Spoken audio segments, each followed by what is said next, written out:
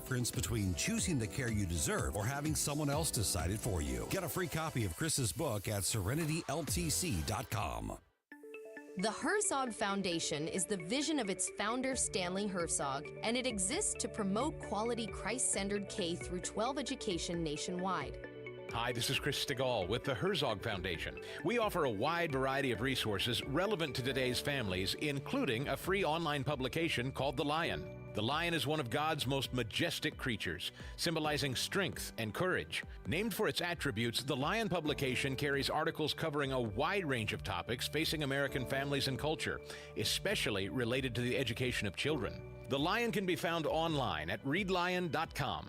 That's READ lion.com. Sign up for The Lion at readlion.com and find dozens of must-read articles published every day. Visit readlion.com and subscribe for the weekly and daily digests so you never miss an article. Readlion.com. That's readlion.com. Some nights you sleep fine. Other nights you're lying there thinking, why is my mattress trying to ruin my life? If that sounds familiar, Snooze Mattress and Wellness in Chesterfield is here for you. Right now, save $300 on Tempur-Pedic and up to $600 on Smart Life by King Coil, the mattress that might actually be smarter than you before coffee. No appointment needed. Just walk in. We'll run a quick sleep assessment and match you to a system that finally treats you right. If you're ready to stop arguing with your mattress, come say yes to better sleep. Snooze Mattress and Wellness in Chesterfield. Sleep restored, life renewed. Do you owe the IRS $10,000 or more in back taxes? Are you being audited or investigated? Has the IRS sent you a letter demanding payment? You may not owe what they claim. Make this free call to the tax doctor now. Let them negotiate with the IRS on your behalf. 800-240-4586. 800-240-4586. That's 800-240-4586. News Talk STL. This hour of the Allman Report brought to you by STL Fenceworks, celebrating 50 years of industry-leading service for fence, deck, and leisure space solutions. Visit stlfenceworks.com.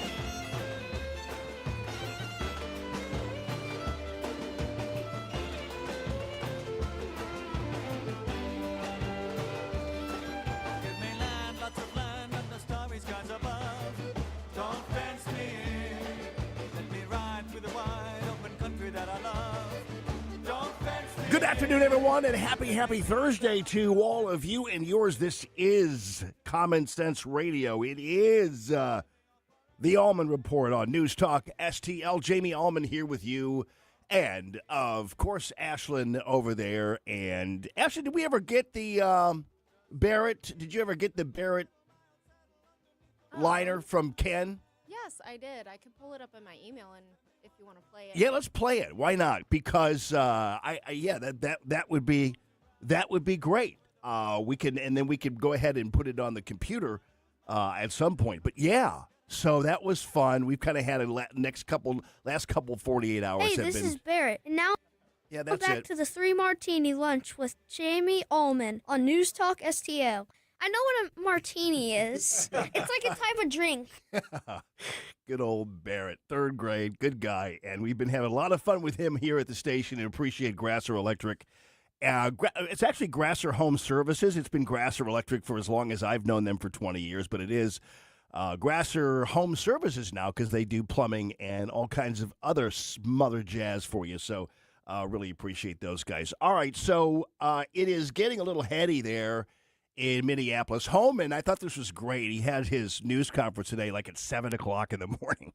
You know, I love how the Trump administration does this all the time to these journalists who think they can all sleep in and everything else. The scumbags were out in force on the streets of Minneapolis. And, you know, well, here's what happened. One of the guys, there's a guy walking around. He's got an American flag hoodie on. And these scumbags, and by the way, have you heard more about this Pretty character? Talk about scumbags. Now, again, I don't believe that scumbags deserve the death penalty, but my goodness gracious, this guy was an absolute waste of space and kicking vehicles, breaking rear headlights, rear lights, all that kind of stuff. And so he's a real gem, and as I predicted, is part of that signal group, and of course when we put the video up there, he broke the light out of the. I mean, he kicked the crap out of the back of that SUV, and then they went after him. So they knew who this scumbag was the entire time. He was known to them, and the signal chats, all that kind of stuff. So and then what happens is we see the video of him kicking the crap out of the SUV. And then what happens is the left all claims it's AI. So I got to tell you, these people are all kind of in one place. But if you fan out over the internet, I was checking out this chick, Lexi Lawler. That is the labor and delivery nurse who wished the worst possible things for Caroline Levitt and her baby, and it was just crazy. She wound up getting fired, and it was really amazing to watch her on the internet now. So she's on Facebook, and you can look her up if you want to harass her. It's Lexi Law, Laww. So it's not Lawler. You won't find her that way. It's Laww. She has her comments turned off, but her husband, Tim, doesn't. So you can, and you'll see Tim Lawler on there as well. He's equally awful and soulless, and he has comments open. So he might want to hear from you guys one way or the other. But it's Lexi Law, Laww. And now, of course, she's putting together a GoFundMe page. It's so weird how these people, you know, they're so proud of what they believe and what they say. And then when they get fired, they beg for money because apparently they didn't want to sacrifice their money or living or anything else. So they go on the internet and beg for money with these GoFundMe sites. It's unbelievable. Renee Good's wife made $1 million off the whole deal, but now she has a GoFundMe. But fortunately, it looks like even people on the left think she's just absolutely a slithering snake. And she's gotten, I think, about $13,000 or something like that. Anyway, back to the guy in the hoodie, the person who is wearing the American flag hoodie. So he is it looks like an Indian guy, and he is being chased by these people who are obviously on the left, by the Antifa people, and they order him to take it off. There you go. I got you. Get your ass up out of here. Drop. Pounding their drums. Now they're stealing it. They're taking it away from him. Took it away from him. So that they can burn it. So they robbed him. They threatened him. Now they're following and intimidating him. Yeah. I mean, and I look at this video, and I think to myself, where are the Proud Boys when we need them? where are the people on the street who are the people who are going to get into the faces of these people who are getting into people's faces? And then I thought, well, I don't know. Maybe the Proud Boys have made the same kind of calculation that I have made and that many Americans are making. These people are really not going to affect the elections. They're not going to affect the midterms. They're actually just basically going to tear the Democratic Party in total from the inside. It's going to rot from the inside, and these people are helping that along. So really, instead of having them disappear, it's kind of nice to have them in one little kettle there in Minneapolis so the rest of America can view what the real Democrat Party is all about. They can see it. It's just simply like watching a television series. Let's tune in to see what the Democrat Party is doing today. And there's no way they're going to be able to separate themselves from that. And here's the other thing, people, and I think this is really hugely important. Yeah, I've been saying this for a long time, that illegal aliens and the mass migration was indeed part of a replacement theory that the Democrats had. And it's not just replacement of whites, it's replacement of blacks too. In fact, I have maintained for a long time that the black community is probably most negatively affected by mass migration and illegal aliens. That's because in many of these Democrat-run sanctuary cities, which also happen to be with high black populations, the illegal aliens all come into these cities and then tap into resources. They live in the inner city mostly. They're not in the suburbs. So they are taking up apartments and they're taking up government-funded living space. They're taking up rec centers, and they are basically tapping into resources. And I've maintained for a while now that blacks basically have been moved to the back of the bus again by mass migration and white liberals. And so we have to capitalize on this as conservatives. And I think, and I'm going to play you this guy who gets it, right? He's a black guy, and he totally understands, and I believe that he speaks for a lot of people in the black community. Oddly enough, what these crazies in Minneapolis have done and what the mass migration enthusiasts have done is actually finally brought blacks and whites together to the point where actually we're pining for the days when we were the ones who were kind of predominant and everything else. We still are. But listen to what this guy has to say. I like it. I don't like this Somalian America or Taliban America. I'm not into it. Got these damn Talibans and terrorists running New York City. You got these Somalians taking over damn Minnesota. I don't like it. I don't like it. Call me whatever you want to call me. I miss the good old white America with a sprinkle of the rest of us. Some blacks here, some Latinos there, some Asians, you know what I mean? Just the good old days. Yeah, I mean, can you believe this? And honestly, 10 years ago, when we ever hear Chris Rock and he talks about why black people don't go to baseball that much, and it's because the baseball people are always wanting to talk about like Throwback Thursday and the good old days, and they play all this music from the 1800s and hold old timey reunions on plantations and stuff like that. And Chris Rock says, black people don't like Throwback Thursday. They don't like going back to the good old days. But now finally, if you can imagine, we got a black guy on the internet pining for the good old days. And those good old days are actually probably more like the 90s, you know what I mean, than the 80s, than the good old days. Some people might think about like the 50s when black people couldn't drink out of the same drinking fountains and couldn't even vote. That's not what he means. But if you can imagine, there are a lot of people, and this is kind of funny. You have to look at this with a kind of a sense of humor and say, we liked it better when it was just black people and white people fighting with each other. I'm just kidding, but you know what I mean. We liked it better when it was just us, because at least then we kind of had some stability even in our little racy chaos, whatever it happens to be.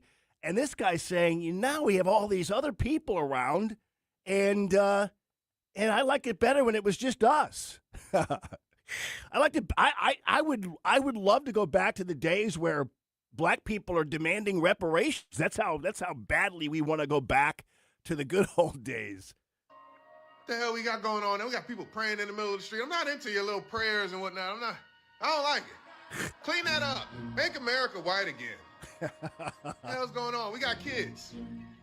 Our kids ain't gonna grow up in the same good old America we grew up in. It's gonna look like a damn third world country.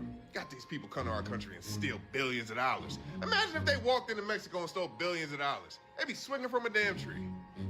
Their heads will be missing from their body. But they get to just hide out over here and just cause chaos and commotion so nobody pays attention. I'm getting sick of it. Elon Omar sitting on what, $45 million? How? I don't trust the voting system. I don't trust anything. We gotta figure something out. Something ain't right. We gotta close the doors, man. Can't let everybody in. You see what's happening. They're taking over. We're gonna be the minority, all of us. All these weird-looking people just running the country, making us the new slaves. Yeah. And he's dead serious, and he's dead right. Because that is really what the system of mass migration has done. It has actually brought black people into the same kind of pain that white people have in terms of realizing that they are just a bunch of serfs to the government paying other people's bills and paying for housing, paying for welfare, paying for all this Somali stuff.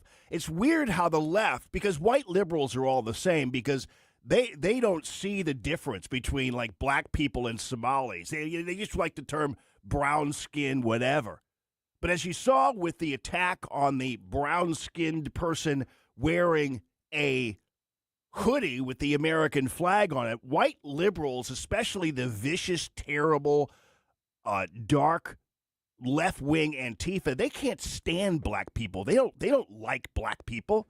They don't even like brown people. They like the usefulness of these people to their mission, which is basically to dominate the country and turn it into a third world country. They don't care. So this pretty jerk, he didn't care. He was part of the cabal designed to, and I don't know what it is. It's some kind of retribution for whatever it is they did growing up or what have you. But they don't want America to be the America that we want it to be. And they want it to be in an America that they fantasize it should be, but it's never going to be. Which is why they erupt in violence, because they are not getting their way. And they know they're not going to get their way. I mean, they could go out and kill all the ICE agents they want or whatever, but they're never going to get their way because of people like this guy. Something's got to be done, or it's going to be hell to pay. Yeah. I mean, this guy's dead to rights. His name is, I think it's Westcott America, so his last name is Westcott. But he's on Instagram, it looks like, quite a bit, and I think he speaks for a lot of black people. I certainly don't, but you get the drift here that our approach now, and I think President Trump's approach should be this as well, or somebody in his administration needs to start focusing on drawing in the black community into our argument that mass migration is bad for this country. I think there's a perception, maybe among some black Democrats, that this is just a situation where white people don't want a bunch of brown people in here. But let me tell you something. You can tell black people don't want them here either, because like he said, it's our children. I don't want blacks and whites to be the minority in America over a bunch of Mexicans who have come here because the Mexican consulates have all drafted them to be here with the help of Democrats and Republicans. So we've got to stop this while we can and support President Trump's agenda, but also make sure that we get the message across to the black community that they have a really big stake in the outcome of this. Now, keep in mind, I believe most of them already do, because you don't see a whole lot of black people out there on the streets of Minneapolis, and because there are black people in Minneapolis, but you don't see them out there with Antifa and everything else. You didn't see them out there protesting Doge cuts. You don't see them out there protesting at all. But we saw them at the voting booth in 2024, and that is what gave us the re-election of Donald J. Trump. That's how it's going to work.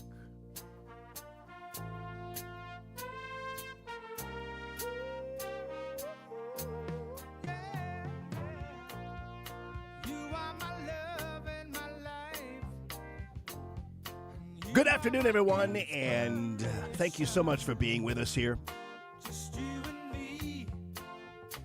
Oh, you got to hear Anna Navarro. She thinks that Pretty is somebody that our daughters would just love to date. These people are out of their minds. Plus, President Trump is he's really going after Ted Cruz, but he's doing it in a way that Donald Trump does. And he does it with a sense of humor. That's what you love about the guy. Because he knows Cruz is no threat to him, so. But it's funny, though. I'll have it for you on the other side here. This is the 3 Martini Lunch. This is the Allman Report on News Talk STL.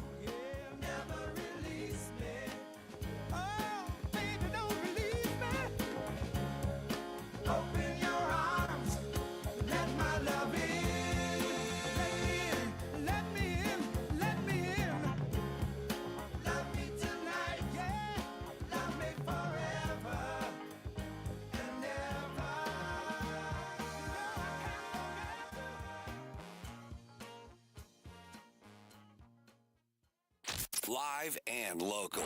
Well, here's what's on my mind. I think I got the solution to immigration. News Talk STL. News, analysis, opinion.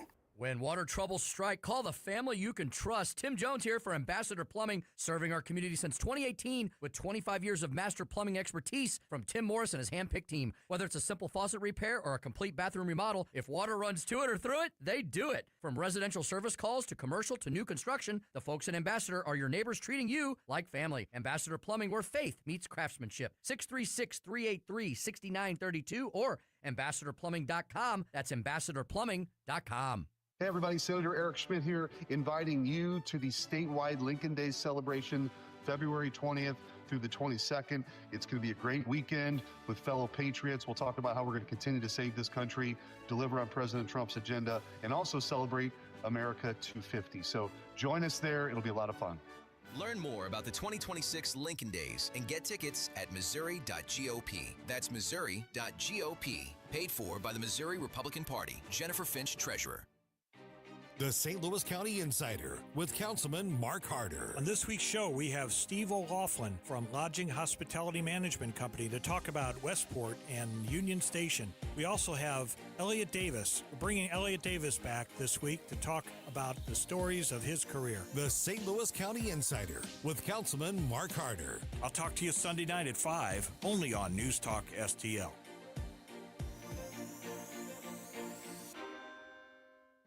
This is Larry Connor's commentary on News Talk STL. The numbers are not precise, but it is to say that the number of illegal Iranians in the U.S. is at least 500, maybe 1,000, maybe more. ICE detention centers are overcrowded, but there is a solution being offered. Let's open the doors and let all the Iranians out. Wait, I'm not done. Open the doors, let them out. In fact, give them a plane ride back to Iran. Iran now says it's willing to take those illegals because the ICE facilities where they're being treated are so poorly operated, crowded, diseases like measles, basically no hygiene, and the food ranks below what we feed our pets. So if you're Iranian, here basically illegally with all those bad conditions, raise your hand if you want a free trip back to Iran. That will give you plenty of jail space because they've been killing prisoners in Iran. Now, I'm betting the hygiene and basic care is worse than what you're getting in the States. But if you want to go home, sign up for a free ticket. Now, you might also ask, does the ticket include a coffin? Because one way or the other, those who defected Iran will pay. Get more Larry Connors on Larry Connors USA. Tonight at 6 on News Talk STL. Free speech is alive and well in America right here. It's about time somebody stood up for true American values. What this country needs is some backbone. Finally, a president who wants to make real change. 1019 and 94.1 News Talk STL.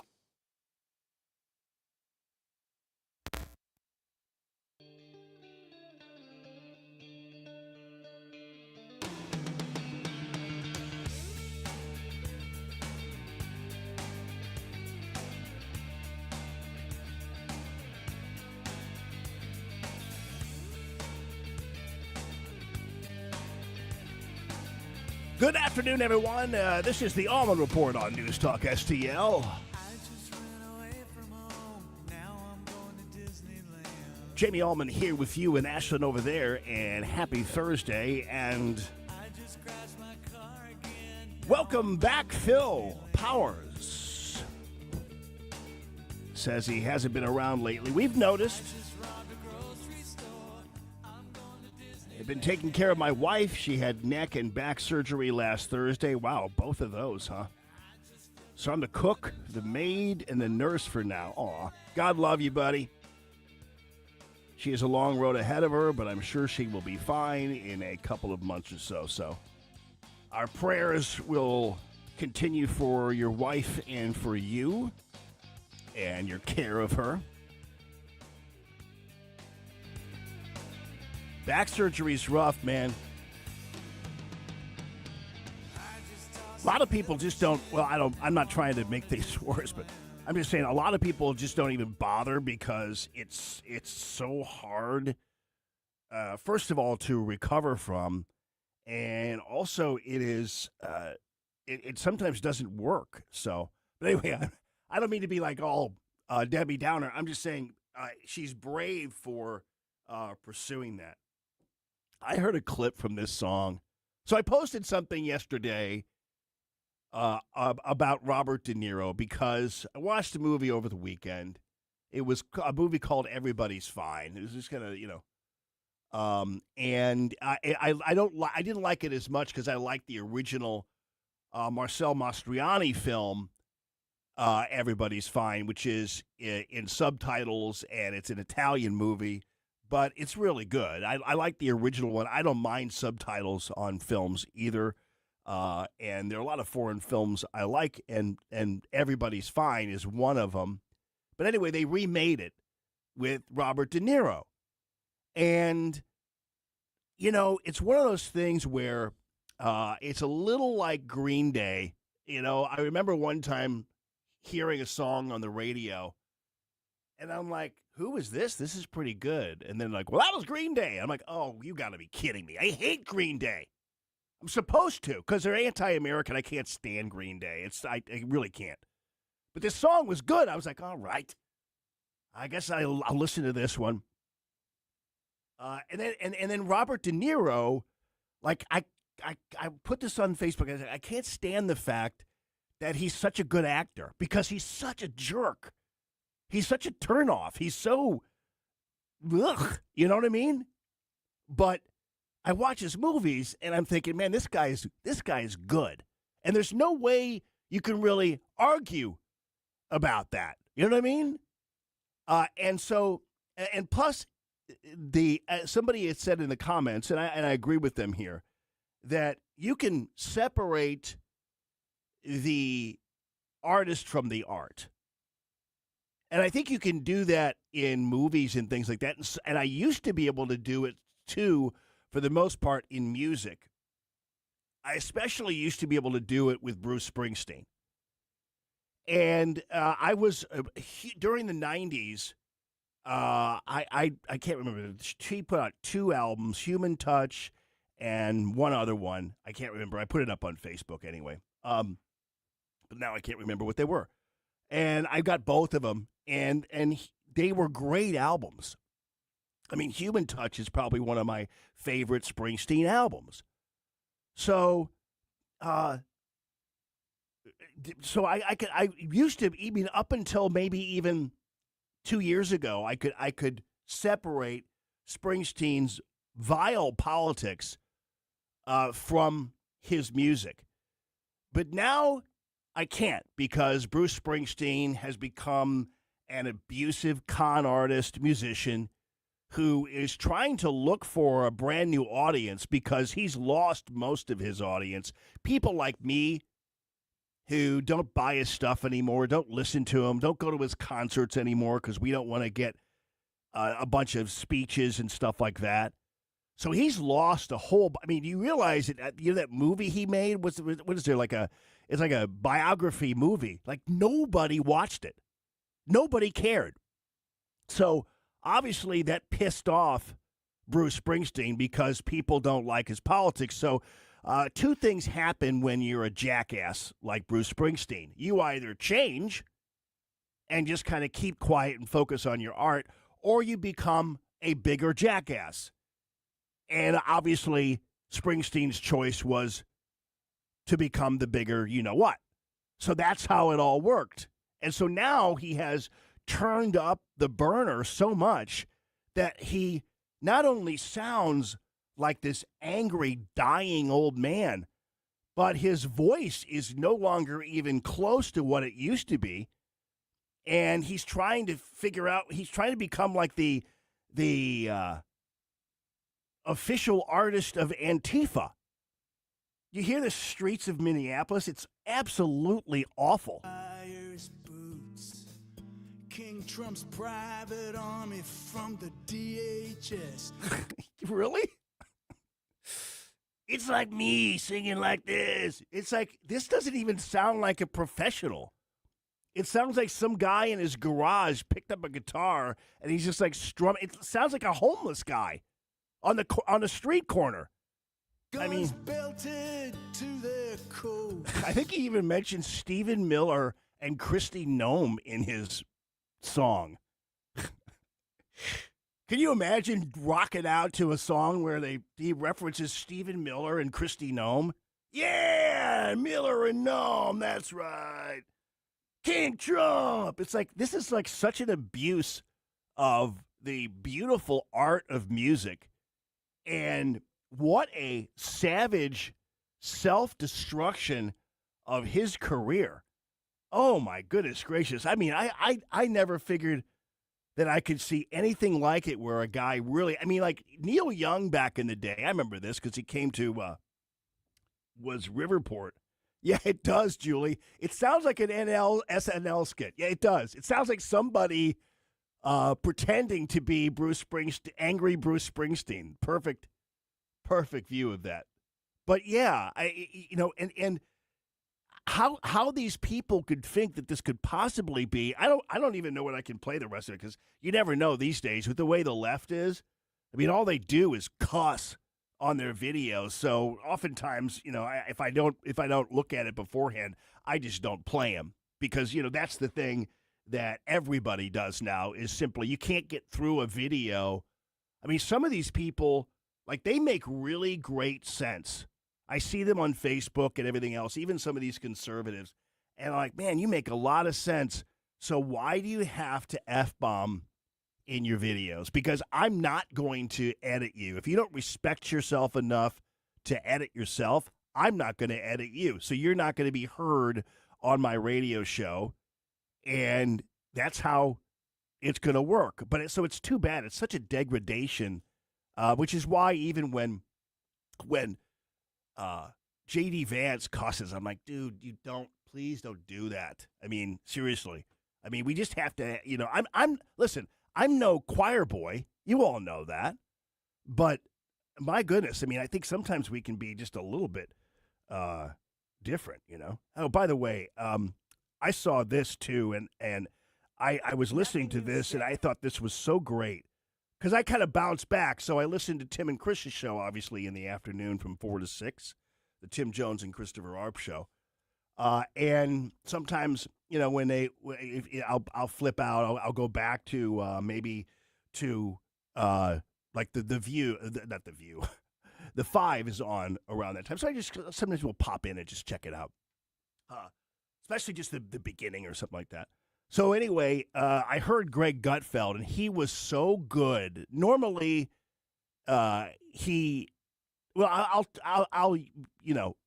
will take him, but generally he is really good, especially with Jessica Tarloff, who has become an absolute crazy Antifa pole dancer. It's so vile. But when I saw this, I was thinking, man, I was hearing this live, and I was thinking to myself, this is really, really good and badly needed. Nothing you said matters. Every single Welcome thing, back, Greg. No, everything you said does not matter. It does to millions of it people. doesn't. Because everything you mentioned are the consequences of what you we can did. go ahead and scoff. How did we get here? Pull back. How did we get here? An open border that let millions in, and you guys didn't give two Alex Fs Creddy about. Okay, snuck right through that border. All right. We had dozens of deaths where you didn't say shit.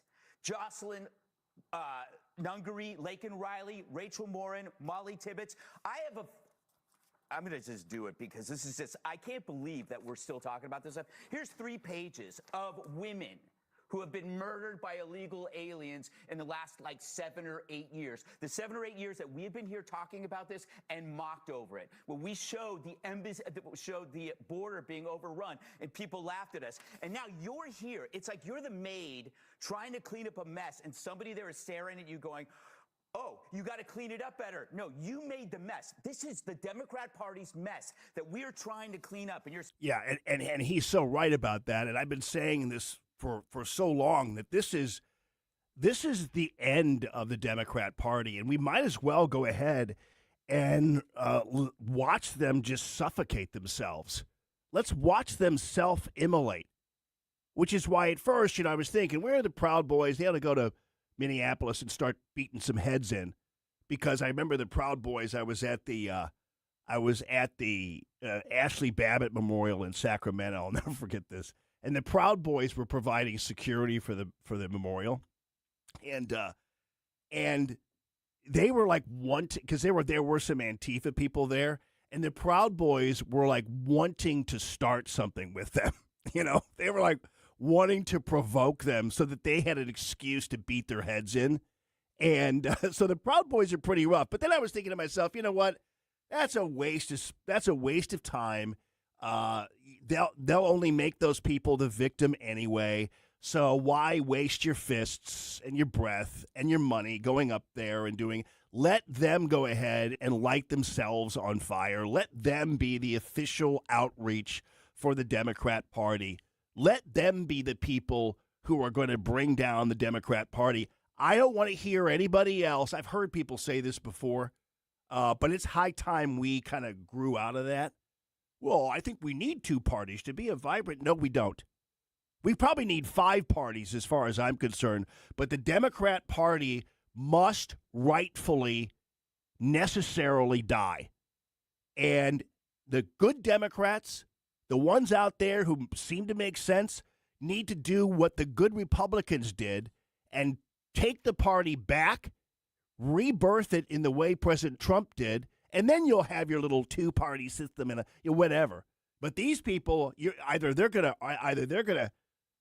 go ahead and take the Democrat Party into the burning house it's running into, or at some point the Democrats are gonna have to figure something else out. But you are dead. You're not doing anything in the midterms. You're gonna get wiped out in the midterms because of what's going on in Minneapolis. So right now, every day, the Democrat Party is running a commercial for itself. Every time you turn the news on, that's a Democrat Party commercial. And it says vote Democrat, but nobody will at this level, at this rate. it's gotten to the point where there are even presumably some types of like people out there who sometimes will make sense, but listen to Anna Navarro talk about Alex Preddy. They chose to they killed the wrong guy, right? Because this is like the perfect guy. Alex Preddy is the guy you would want to date your daughter. The guy you would want your son to grow up to be a decent human being who Can you believe this? This is on CNN. And let me tell you something. Abby Phillip, I mean, are you tired of watching that yet? Because she doesn't ever jump in. Tiffany Cross is one of the most vile, darkest, venomous souls on the planet. And she was too bad for MSNBC, and now she's on CNN. And Anna Navarro, did you hear what just came out of her mouth about this Alex Preddy character? The same day the video came out of him kicking the back of that ICE SUV, and did you see how that back light came apart? The whole damn fixture came out. I mean, my goodness gracious, this guy is violent. He was spitting at them. He's part of this whole signal operation. They've had to AI enhance his picture as a nurse just to make it out to be that somehow he was better than he was. And they still haven't reported the fact that he hasn't been a nurse for friggin' 6 months. He's a deadbeat. And but worse than that, even just looking at him and what was going on, to come to the conclusion that he's the kind of guy that everybody wants their daughters to date. Now, that is number one on the outrage comment list as far as this week is concerned. It's crazy. I'm going to Disneyland.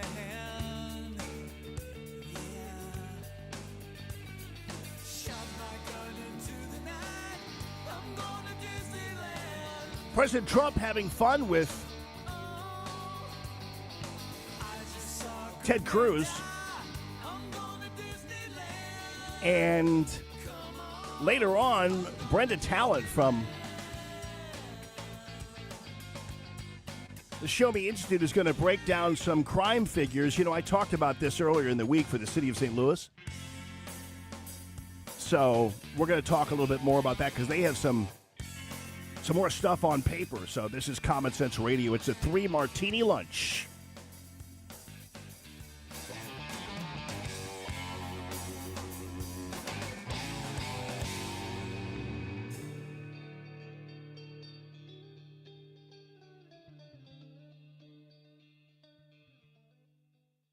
News, analysis, opinion. You know, they're literally taking the Constitution and putting it in a paper shredder. News Talk STL. Kathy Connor from Connor Roofing is here. Kathy, how you doing? Good. Hi, Vic. You know, when you need a roof, I don't want to call a stranger. I want to call you. Yeah, thanks. At Connor Roofing, we're more than just a roofing company. How long have you been doing it? Since 1993. And year after year, storm after storm, you guys are always there. Because this is our home, too, Vic. Our kids go to school with your kids. We cheer for the same teams. Go Blues! So support your neighbors. Call Connor Roofing at 314-375-7475 or CONNER roofing.com. Thanks, Vic. When I have business clients or guests from out of town, I often take them to Cafe Napoli. I know they're going to enjoy any of the Napoli locations.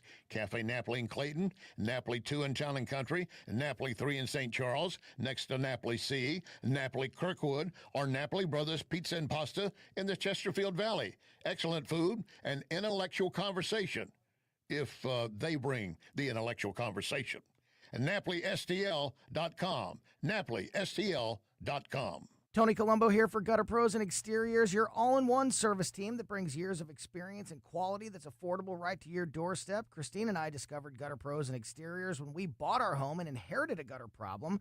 And they've also repaired siding damage on our home because along with gutter repair, gutter installation, and leaf protection, the Gutter Pros team are also the best for repairing other exterior damage, including fascia, soffit, and all siding repair and installation.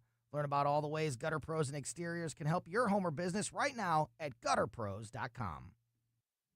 Tim Jones and Chris Arps in the afternoon. Louis Gohmert, he's a former congressman. Bob Gibson was pitching for the St. Louis Cardinals in the World Series. And so I snuck my transistor radio in my shirt and had the little earpiece into my ear and tried to keep my head turned where the teacher wouldn't see, but was listening to the World Series in class. Tim Jones and Chris Arps. Weekdays at 4 on News Talk STL. Hey, Columbo here for Rockwood Charcoal. Rockwood is made from 100% pure Missouri oak and hickory, so you're cooking with the best and supporting local industry and a local business all at once. There's over 100 area Rockwood retailers. Find yours at rockwoodcharcoal.com.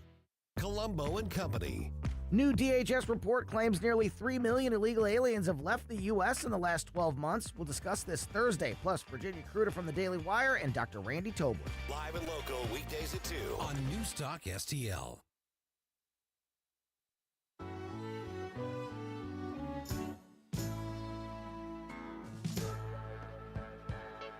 Good afternoon, everyone. Happy Thursday.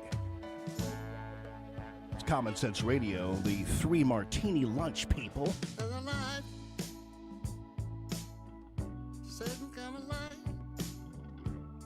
That never shone on me. I want my life to be to live with you, live with you. There's a way. So I'm doing what I do best, which is nothing, and just kind of checking out some music. And so one of my favorite live songs ever is a Janis Joplin's version of To Love Somebody. It's a great song, and I love Janis Joplin. And what a sad story that whole thing was, but she was really cool. But I found this Al Green version of it, and I'm like, wow, this is really good. And I love Al Green, of course, the Reverend Al Green. This is a version that he sang when he was a tad bit older, but the version I really dig is the After one. helping over 700 people land. You turn that TEDx down talks for all a over the second world. because it's an ad on YouTube. I thought I had it all queued up, but I don't. But anyway, this is the version, the live version I love. This is from Janis Joplin on the Dick Cavett show. The arrangement here is so good. My goodness. There's a light, certain kind of light, honey, but it never ever, no, it never shone on me, no, no. Oh, baby, I want my whole life to be live with you, babe. So what I want, With a saxophone and a trumpet there, and there's a way. Whoa, everybody say you can do anything. You can do every little thing, and I think I can, yeah. But what good? I know this isn't a music show, but if you just want to check it out, look on YouTube and you can hear Janis Joplin's version of it. And then she really kicks it in. Hang on.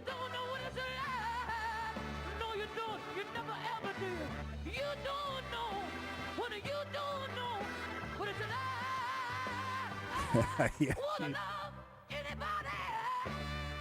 It's great. Anyway, I just wanted to share that with you because, well, I don't know. I just wanted to share that with you. All right. So President Trump referring to Ted Cruz, and Ted Cruz is actually in the audience while President Trump is doing this. And you all know that apparently Ted Cruz dumped on Trump and J.D. Vance in private someplace, I guess to a bunch of donors or whatever.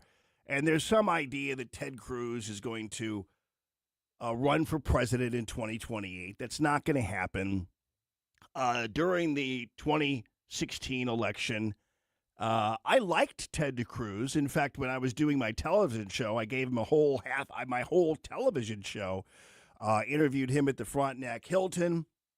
Loved the fact that he carried around these pocket constitutions with him, and I just really liked him. My problem I had was with the people who liked him. And the people who were Ted Cruz people, for the most part, were really obnoxious. Like, they were, because if you were a Trump fan, they had their nose in the air so high. It was on Facebook and everything else. If you were a Cruz fan, I'm not trying to offend you. I'm talking about the people who I knew who were the Cruz fans. Some of them now are big Trump fans right now, and that's okay. It's better that you mature and learn than stay in one place all the time. So I was happy about that. But now these same people who were the Cruz bots are all acting like they've been with Trump the whole time, and they really haven't. But so it was rough kind of getting around the Cruz people, because at the time, like, they were on the internet, the Dana Lashes of the world, they were on the internet, they're trolling people. And Trump was just a unwashed rube, trailer trash, and all this kind of stuff. And so it was hard kind of to break through it. In fact, Cruz also was, I'll never forget, in Chicago, some of Cruz's comments ultimately forced Trump to cancel one of his appearances there in Chicago, because Cruz was saying such bad things about him and his language and who he was and all this kind of stuff. So he was actually exacerbating the protests against President Trump. But since that time, Ted Cruz has really been, I think, a great asset to President Trump and his administration. I think Cruz is really, and I'll let Trump say it here, but I think Ted Cruz is super smart and an overall good guy. And this is what Donald Trump said about him at this announcement of the Trump accounts. This is pretty funny. The senator was a friend of mine. You wouldn't believe that, because we went through a rough campaign together. It was nasty. We got along so well, and everybody. And that actually is true. I mean, I shouldn't ignore the fact that I think President Trump insinuated that Cruz's dad killed Kennedy or something like that. I can't remember, but whatever. They did joint rallies. Can you believe it? He wanted to get somebody action, so he's smart. He said, "Would you do a rally with me?" But we did joint rallies, and the press used to say, "Will you ever, start fighting?" I said, "Don't worry, it'll come." He said the same thing. "Don't worry, it'll come." He's a very tough guy, very brilliant guy. In fact, when I said, because I had never gone into a debate before officially. My whole life was a debate, but I'd never debated before officially. And I said, let me find out about my competition. Who are these people? Because many of them, they were senators, and mostly senators and governors.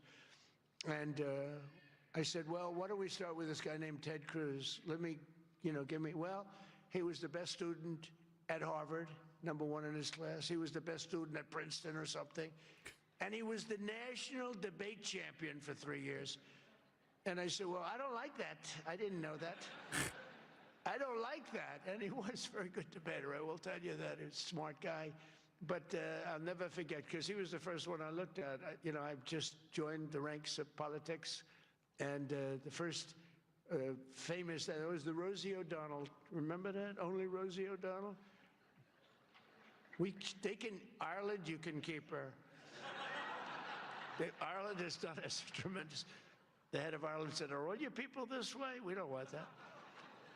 But Ted Cruz has one thing that I love. If I ever have problems, because it's hard to get people approved, he's a brilliant legal mind. He's a brilliant man.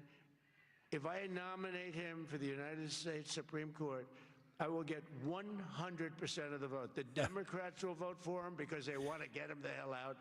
And the Republicans will vote for him because they want to get him the hell out, too. Where's Ted? Yeah. Where are you, Ted? And Cruz is sitting right in the audience. And, of course, the insinuation there is that the Senate doesn't like him either. So it's kind of funny. Oh, he is a good asset. I think he'd be great on the Supreme Court. I think that's where he's destined. Hey, this is Common Sense Radio. It's the 3 Martini Lunch. It's the Allman Report on News Talk STL. Brenda Talent from the Show Me Institute is on the way, talking about crime in St. Louis and what to do about it. It's Common Sense Radio. It's not pleasant to hear it, but Missouri is falling behind in its spending of state tax dollars, education, and health care. But there are ways to get Missouri moving forward again and produce a better life for all of us.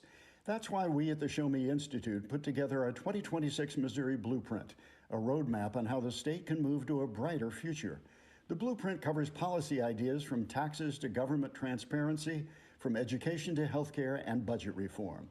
Let's allow students to attend the school of their choice. Let's adopt new proven methods to help the many school kids who can barely read. Let's limit state spending growth for Missouri's long-term financial stability. And let's invest in future needs with more nuclear energy. Why not common sense reforms to make things better for all Missourians? Check out our 2026 Missouri Blueprint, moving Missouri forward at showmeinstitute.org. The Show Me Minute has been brought to you by Show Me Institute and Show Me Opportunity. 1949, the last time a Republican held the top post in St. Louis City. A gallon of milk was 84 cents and streetcars ran down Grand Avenue. Unfortunately, St. Louis City streets are no longer the epicenter of family and business life. In the 80 years of Democrat control, our city has been on a steady decline. Hello, Kirk Ilsinger, chairman of the Republican Party for the city of St. Louis, and we believe it is our duty to provide a different path forward. I invite you to our meetings the first Thursday of every month. Learn more at stl-gop.com. Paid for by St. Louis City Republican PAC. Curtis Farber, Treasurer. I'm Dr. TJ, owner of the Institute of Natural Health, co-owner of Optimal Nutraceuticals, and the host of Wellness One. Wellness One is designed to cut through the nonsense and provide you common sense science-based information regarding health and wellness. On the show, we discuss topics like thyroid health, gut health, hormone optimization, and many others. Our show airs Saturdays at 10 a.m. and 2 p.m. and Sundays at 11 a.m. and 3 p.m. right here on Newstalk STL. And you can visit us at inhstl.com. That's inhstl.com. KLGY HD3 Clayton, K270BW Bellefonte, KNBS Bowling Green. This is News Talk STL at 1019, 94.1, and always streaming at newstalkstl.com. Breaking news at Town Hall. I'm Bob Agnew in Washington. Democrats have voted to block legislation to fund the Department of Homeland Security and several other agencies. They're continuing to negotiate with Republicans and the White House as the Democrats are demanding changes in the way that ICE is enforcing immigration laws. Meanwhile, the president's border czar Tom Homan is in Minneapolis trying to work out a compromise with Democrat officials who've been hampering ICE's effort. In my meetings with folks so far, and most important, the governor and the AG, the Mayor Fry, we didn't agree on everything. I didn't expect to agree on anything. I've heard many people want to know why we're talking to people who they don't consider friends to administration. Bottom line is you can't fix problems if you don't have discussions.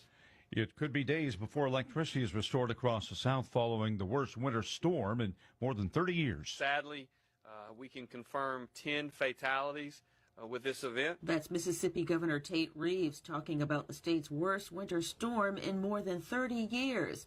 And Reeves says nearly 100,000 people are still without power. There are literally hundreds and hundreds and hundreds of linemen, both from in-state and out-of-state, that are out working. Some 60 warming centers are open across the state. But in Batesville, Mayor Hal Farrell says warming centers don't exist, and the roads are still slippery with ice. I'm Donna Warder. President Trump is touting creation of a new savings tool for America's children, those new Trump accounts. We're going to leave every child with real assets and a shot at financial freedom. We'll ensure that Americans don't just end their lives with a nest egg, but instead all Americans will begin their lives with a beautiful nest egg. Out of Wall Street, the Dow's down 166 points. More of these stories at townhall.com. Wesley Financial Group is not a law firm. I'm Chuck McDowell, founder of Wesley Financial Group. Did you buy a timeshare because they told you it was a great investment? That's a lie. Most timeshares can be bought online for $1. To find out what your timeshare is worth and to cancel it, Call us today and we'll send you our timeshare exit kit free with all your options for cancellation. Call Wesley for your free exit info guide. 800-893-2288. That's 800-893-2288. Hey, I'm Mike Slater. My dad passed away at the age of 63. It's out of nowhere. Had a stroke. Super hard, obviously, for the whole family, but my dad had life insurance. This is why I have life insurance for my family, for my wife and 4 kids. And the best place to get life insurance is ethos.com because you can do it in 10 minutes. And there's no medical exam and no blood test, just a few health questions. Get life insurance in 10 minutes so your family is protected. Ethos, E-T-H-O-S, ethos.com/Mike. This hour of News Talk STL is brought to you by Rodney and Jen Wallner and the entire Wallner home selling team at Berkshire Hathaway. Call them today at 314-810-SOLD. 314-810-SOLD. From the Michaels Flooring Outlet Weather Center. Cloudy and cold today with a high in the mid-20s and a few light snow showers or maybe some flurries late this afternoon into the evening and overnight. Some areas could get a spot dusting here and there, maybe a thin band of slightly more accumulation that will make roads slick because obviously it's going to stick. So low temperatures this morning, tomorrow morning will be cold, and then we're looking for a high of about 19 degrees with a few evening flurries possible then as well. I'm KMOB First Alert meteorologist Kent Earhart. Hey, it's Susie Moore. If new flooring makes you think hassle, think again, because Michaels Flooring is changing the game. For over 30 years, Michaels has been locally owned and trusted for quality, variety, and amazing service. Whether it's carpet, hardwood, laminate, luxury vinyl, or ceramic tile, their expert team makes installing new floors exciting, not stressful. That's why customers keep coming back. Visit Michaels Flooring at St. Peter's, Starting Prairie, Creve Coeur, or online at igotfloored.com. That's igotfloored.com.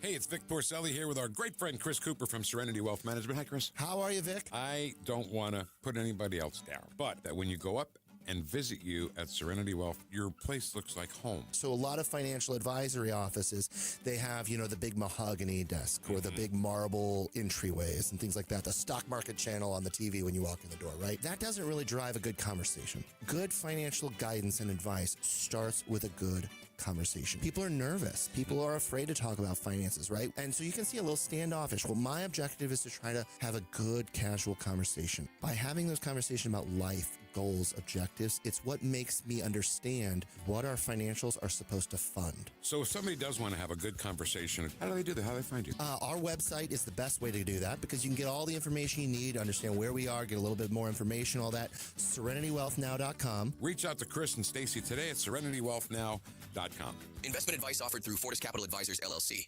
This is 101.9 and 94.1. I have to tell you, if this is how they're going to behave, I'm rethinking my position. News Talk STL.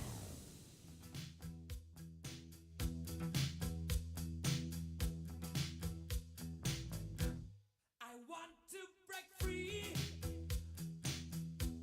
I want to break free. Good afternoon, everyone. This is the Allman Report on News Talk STL.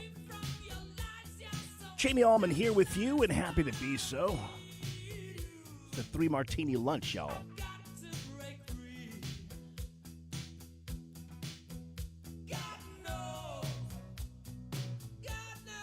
Looks like the Tom Homan trick worked.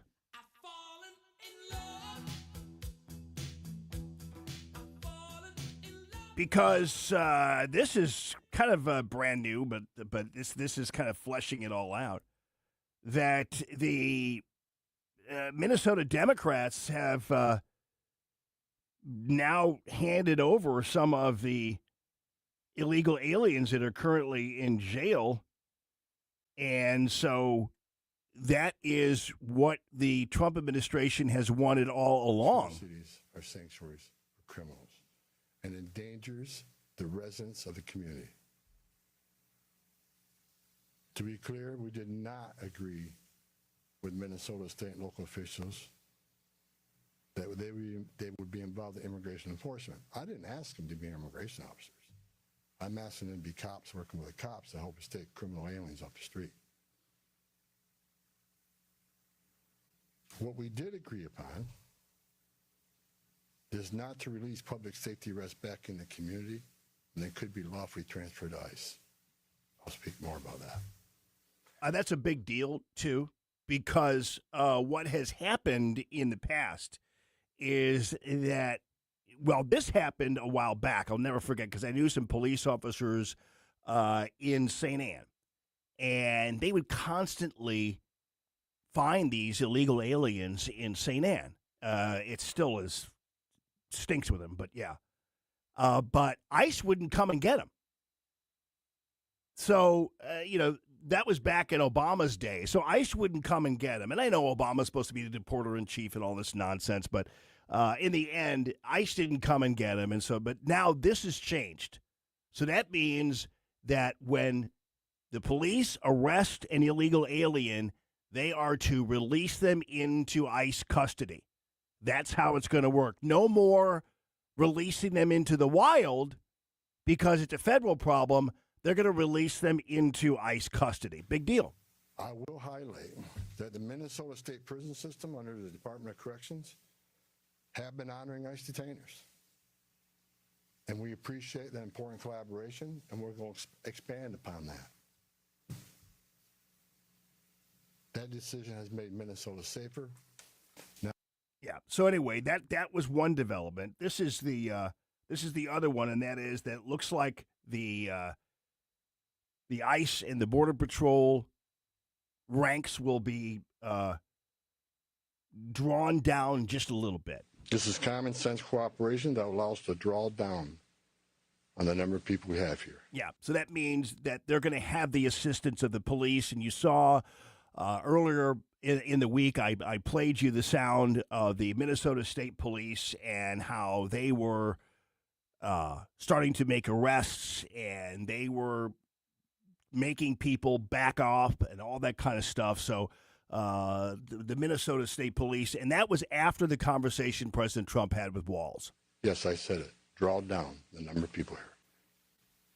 Because we have the efficiency and safety of the jails. Yeah, and again, this is not a retreat. I mean, they might be able to finesse this on the Drudge Report as some kind of retreat or some kind of surrender or whatever, but we could play that game if we want to. And, you know, my suggestion to President Trump and the other guys is to not go and then rub it in the faces of the Democrats that they somehow surrendered. Just do what it is. Cooperate, do whatever. You got their cooperation. Don't brag about it. You did it. And let's just move on. Because in the end, the American people and indeed some of the good people of Minnesota are going to be the winners in all this, regardless of who is claiming victory and who is doing this, who is doing that. Ultimately, what's happening is this is policing that is now corrected.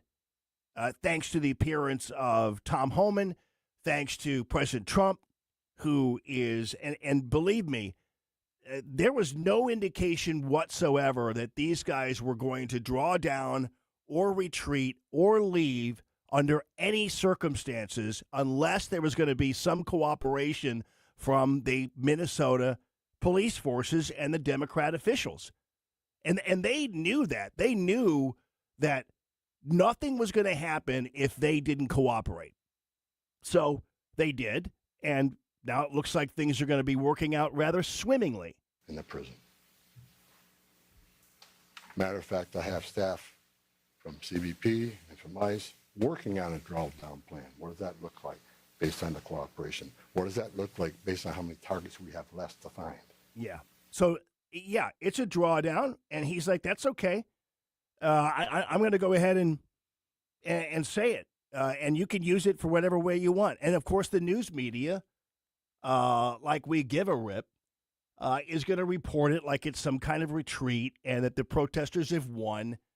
The fact of the matter is what we have to make sure happens is we have to make sure that the other part of this equation is remedied, and that is President Trump and the others tell Tim Walz and Jacob Fry and Ellison, who you haven't heard from in a while, right? Remember that? Yeah. To keep their fat mouths shut and stop running their fat mouths. And so far, that has happened. I mean, we had a couple days ago, Ilhan Omar with the terrible apple cider vinegar attack. But I guess it could have been worse. It could have been red wine vinegar. You know what I mean? So, but now she's some kind of American hero for surviving an apple cider vinegar attack. Yeah. I saw a little meme, a little picture. I almost put it up. I didn't have time, but it was of her. Instead of President Trump, it was Ilhan Omar, like in her heroic stance, Law enforcement officers engaging in impeding and obstruction and assault is never okay. And there will be zero tolerance. You interfere, impede, assault ICE officers, you will be arrested. And you will be arrested by Minnesota police, and you will be arrested by Minnesota State Police. That's going to happen. And that kind of it's too bad that Tom Homan had to work so hard to get this kind of basic American cooperation, but it is what it is.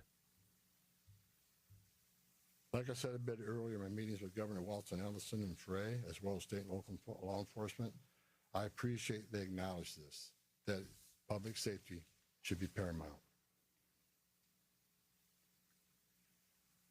The chiefs I've talked to committed to responding to 911 calls when protesters turn violent, agents are in a dangerous situation, and there's assaults.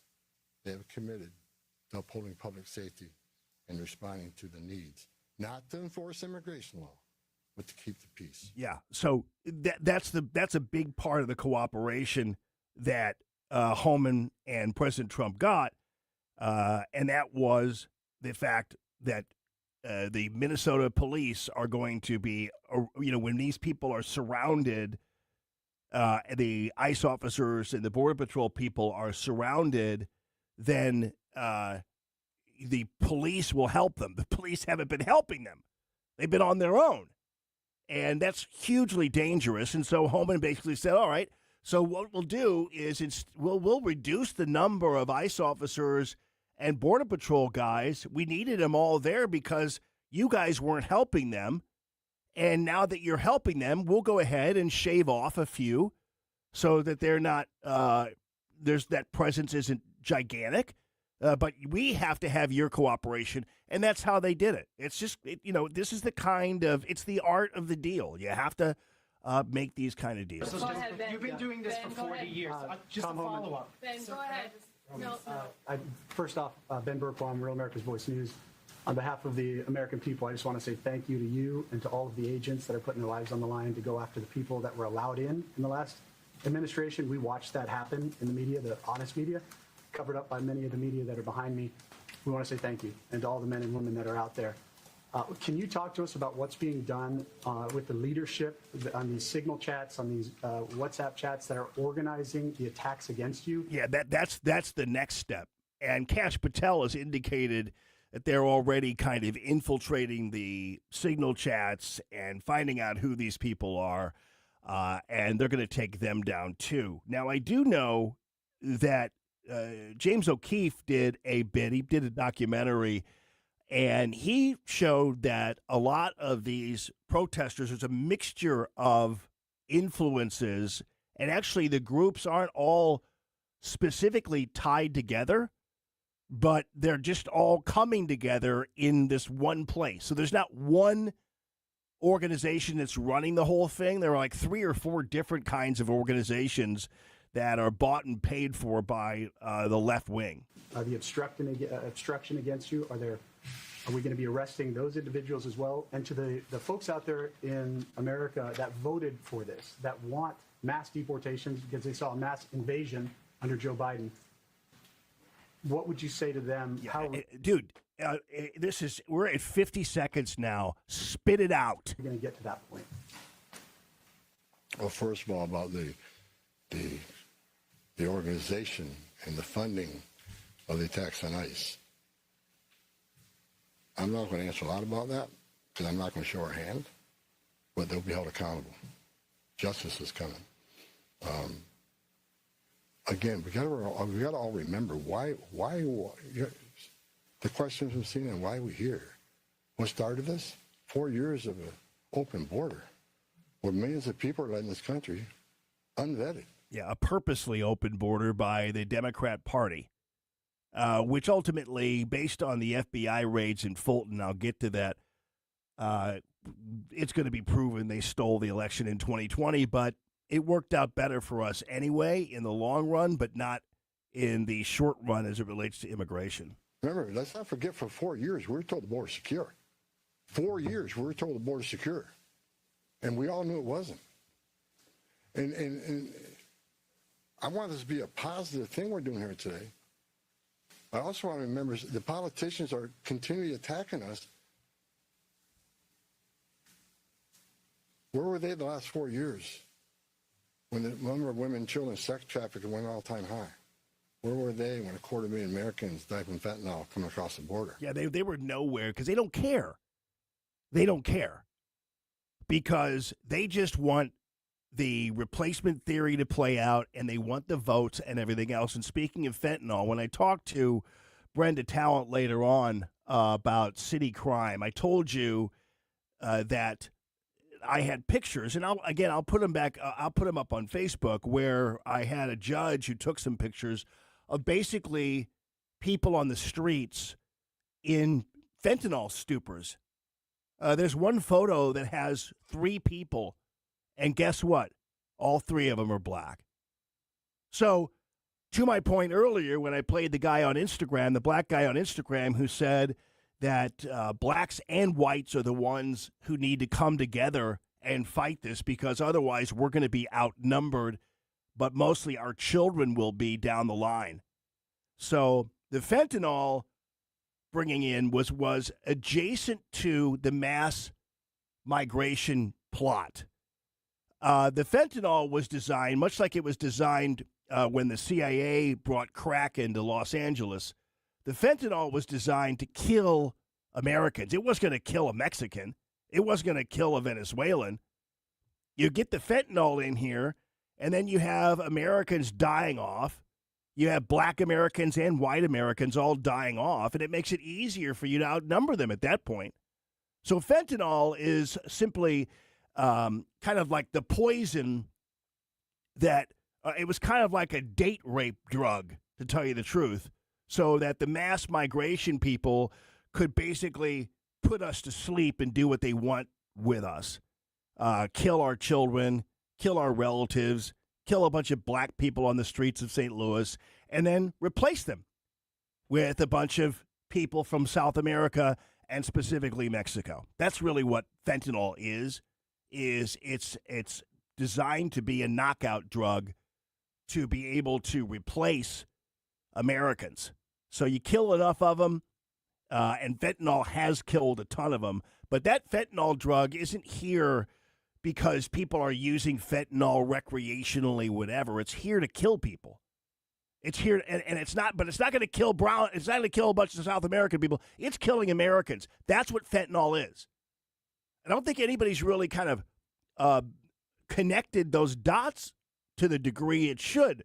Fentanyl's here to kill, and it's brought in here to kill Americans, so it makes it easier for Americans to be replaced because you're killing a certain percentage of them with the drug you're bringing in, and your illegal aliens are bringing in.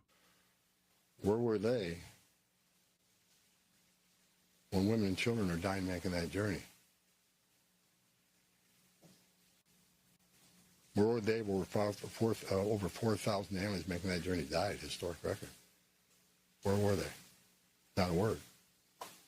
Now we're just trying to respond to what happened the last 4 years and keeping this country safe. Yeah, and ultimately, I hope that once we look into the signal chat again, I believe ultimately the Democrat Party needs to be approached by the Department of Justice as a organized crime syndicate.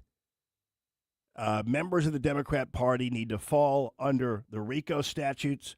Once we learn more about Jacob Fry and Tim Walz and the fraud racket and through the refugee program beyond, we need to start treating members of the Democrat Party like they are members of an organized crime syndicate, which is exactly what it is. And so ultimately, that's going to have to happen. That's not political retribution. That is survivability for the United States of America. So.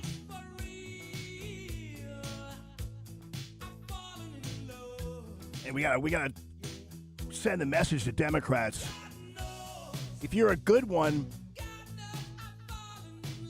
you better get out while you can. That's all.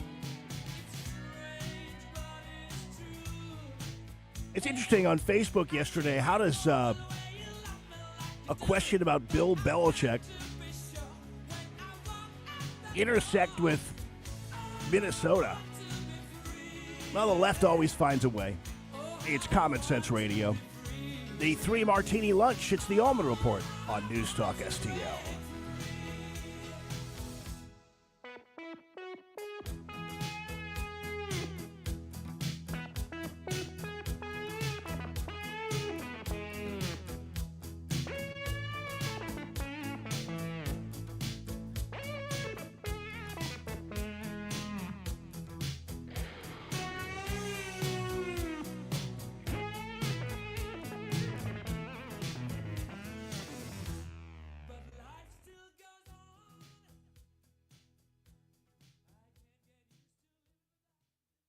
I think we should be able to have a civil conversation. The news and talk that matters to St. Louis. This conversation has completely made me crazy. This is complete insanity.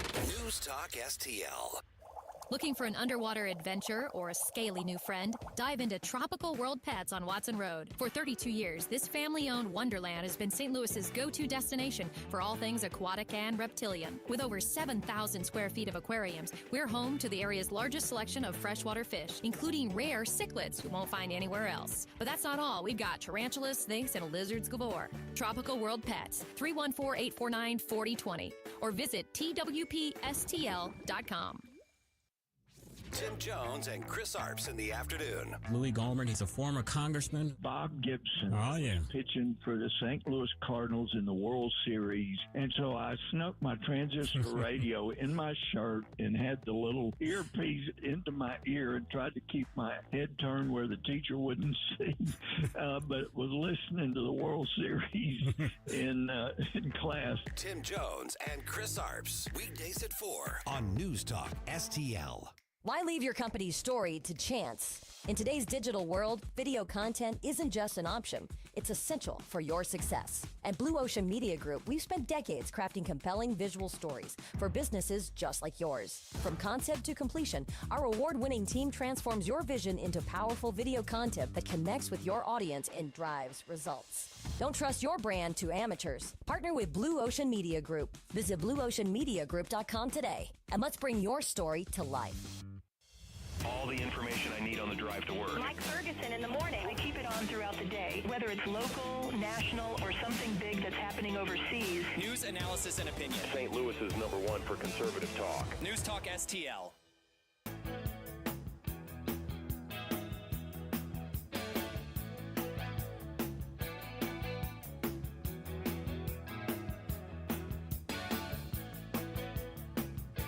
Good afternoon, everyone. This is Common Sense Radio. It's the Allman Report on News Talk STL. Jamie Allman here and Ashlyn over there.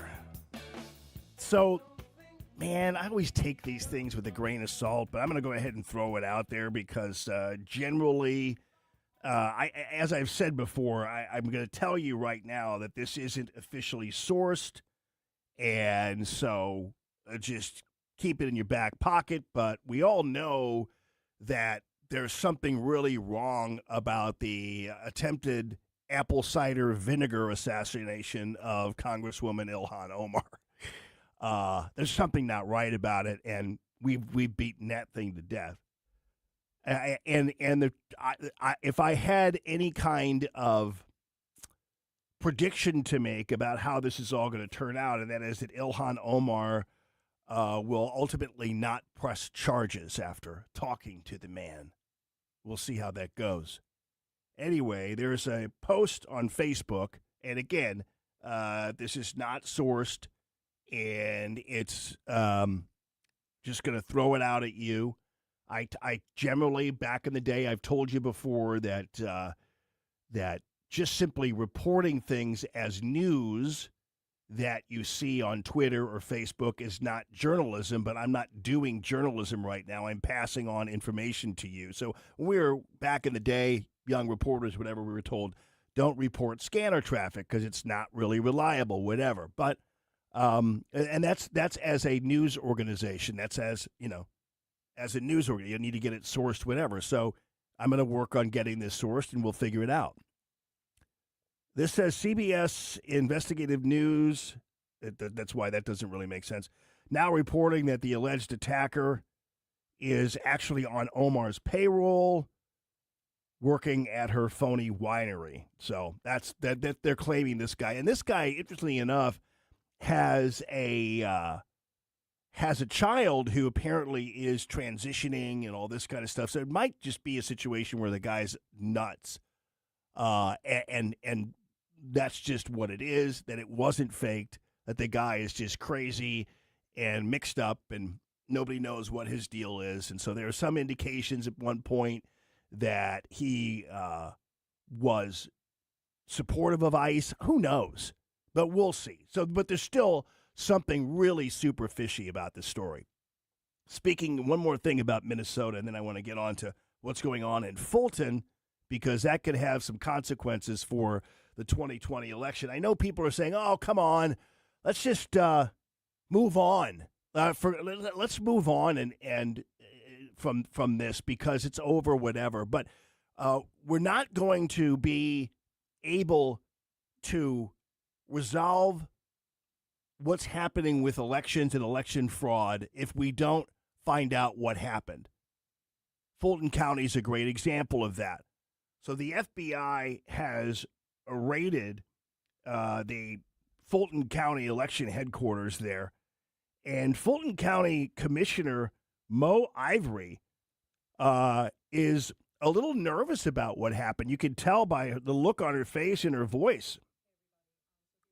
We're at the elections hub right here off Fairburn Road, and they did correct the warrant, and they are now in there getting the documents. 700 boxes of 2020 ballots and accompanying things that go with it, absentee ballots, all the things, right? So our clerk of Superior Court, Shay Alexander, is in there making a log of everything that they're taking, but this is like all wrong. So we're trying to figure out a legal plan, and we should have one, whether that's an injunction, whether a motion to quash, whatever it is, we're trying to figure it out right now, because this is an attack on our elections, meant to keep you from trying to go to the polls in November, being too afraid to change what's going on in our nation. So instead of worrying about people dying in Minnesota, here we are at the Fulton County Elections Hub. Yeah. Now, I think you protest a little too much. And, of course, making the link to the FBI seizing voter ballots and those kinds of things to keeping people away from the polls. How does that translate again? Like, how does a raid keep people from going to the polls? Well, it doesn't. So she's just throwing stuff on the wall here. So let me go find out what the legal plan is. Hi, everybody. Listen, I know you're watching the news. You're seeing a lot of stuff about this FBI raid at the Fulton County Elections and Registrations. I'm on the inside right now. So I just want you to be real discerning about all that you're hearing from people who are on the outside of what's going on. I'm going to give you the truth about what's happening. So they served a warrant, the FBI, this is Trump, serving a warrant to go pick up the 2020 ballots, which are in a secure location inside of here, 700 boxes. The first warrant that they gave was incorrect legally, they didn't follow the right procedure. They went back and they fixed it, and they came back, and now they are actually collecting the boxes. They are in the chain of command in Fulton County is that once they are archived, they become the possession of the clerk of Superior Court, which is Shay Alexander. She is here and she is with them, inventorying everything that they're taking. We, the commissioners, the chairman, the county attorney, are trying to figure out a legal plan as to maybe an injunction, a motion to quash. We don't know yet. We're trying to figure it out. We're getting all kinds of legal advice to stop this, because once they have the ballots, how do we then turn around and do something different when they've already got their hands on it? So yeah, you don't. So that's why you're so nervous here on your video, because once they had the ballots, you're SOL. You can't do anything about it, can't change it. And I hope they didn't, when they apparently messed up the warrant, had to go back and correct it. I hope that there was somebody still in the facility making sure they didn't mess around with any of the ballots. This is an attempt to take your vote away. This is all about November 2026, about the primary on May 19th and then the November election. He does not want the midterm elections to take away his power, so he's trying to create chaos. But it's not creating chaos. It's seizing ballots from 2020. So that doesn't have any effect on the election in 2026 or in whatever that election is in May. It has no impact whatsoever. So this is what he does. Chaos in Minnesota, chaos in Fulton County. We are a target. Protect your vote at all costs. I'm telling you, everybody always says your life depends on it. Oh, your life does depend on it this time. Yeah, nah. I remember being down in Atlanta at the Capitol for the Stop the Steal rally down there in 2021. And man, I got to tell you, I have never seen, maybe it was 2020. I can't remember. November. Yeah, I can't remember. But it was in Atlanta. And I've never, that was the most gigantic rally I've ever been to. It was right outside of the Capitol. And I had been to a variety of Stop the Steal rallies all around the country. We were down in Florida. We were in California. We actually went to California, and I did a Recall Gavin Newsom rally out in California, which was kind of fun. He wasn't recalled, but it was kind of fun anyway. And we did that out in California and Florida, and I can't remember where else we were. I think Tennessee.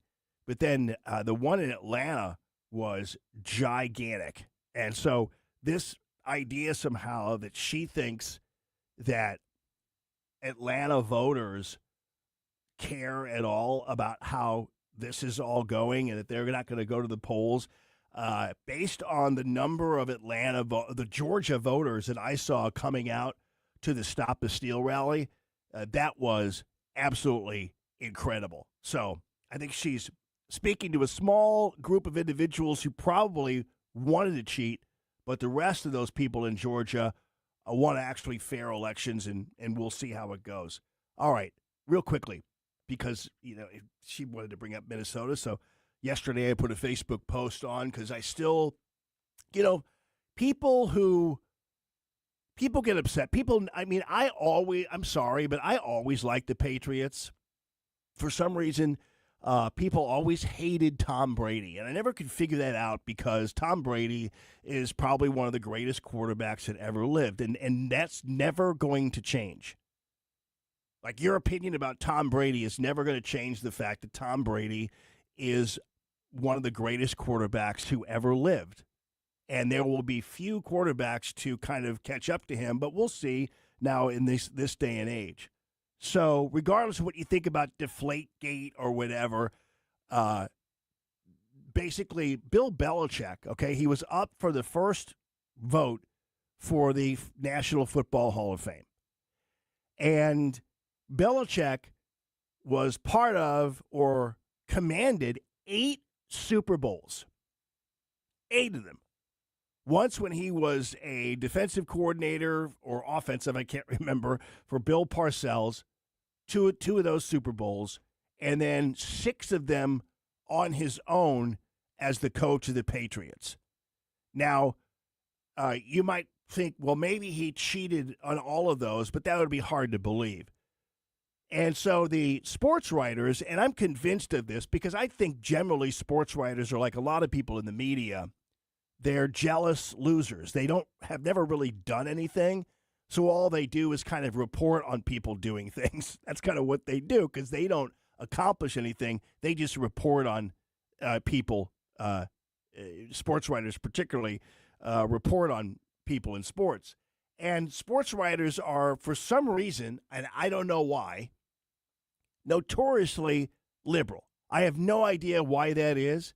I think some of the sports reporters For instance, at the Post-Dispatch, I think the Post-Dispatch has a pretty good sports page. But those guys who write are all liberals. They're all, people. I've sent them a couple emails because I wanted to have them on the show or whatever, and they never respond because they're liberals. They don't want to come on a show like this, and that's okay with me. But they're liberals, and a baseball writer and the columnist, they're all liberals, and so Belichick has the temerity to kind of have worked under Robert Kraft, who is also a friend of President Trump's, whatever. And I think Belichick even refused the Medal of Freedom that President Trump wanted to give him. He refused it. And yet when it came time for the vote for the National Football Hall of Fame, Belichick isn't voted in.